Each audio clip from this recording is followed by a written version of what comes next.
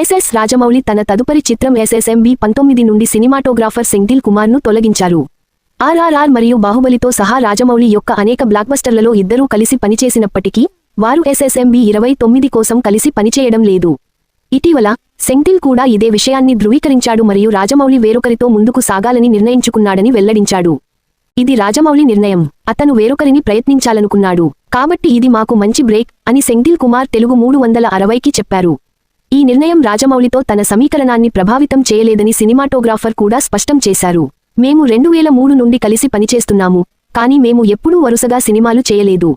గతంలో కూడా బ్రేక్లు వచ్చాయి. నేను ఇతర ప్రాజెక్టులలో పనిచేస్తున్నందున నేను మర్యాద రామన్న లేదా విక్రమార్కుడు చేయలేకపోయాను. గతంలో కూడా అంతరాలు వచ్చాయి, కానీ మా సంబంధం కొనసాగుతోంది అని ఆయన అన్నారు. ఎస్ఎస్ఎంబి 29 సినిమాలో మహేష్ బాబు, ప్రియాంక చోప్రా జంటగా నటించనున్నారు. దర్శకుడు ఎస్ఎస్ఎంబి 29 సినిమా వివరాలను రాజమౌళి గోప్యంగా ఉంచుతున్నారు. ఇది కాకుండా దక్షిణాఫ్రికాలో జరుగుతున్న రాజకీయ ఘర్షణల కారణంగా ఎస్ఎస్ రాజమౌళి ఈ సినిమా కెన్యా షూటింగ్ షెడ్యూల్ను రద్దు చేసుకున్నట్లు ఇటీవల వార్తలు వచ్చాయి.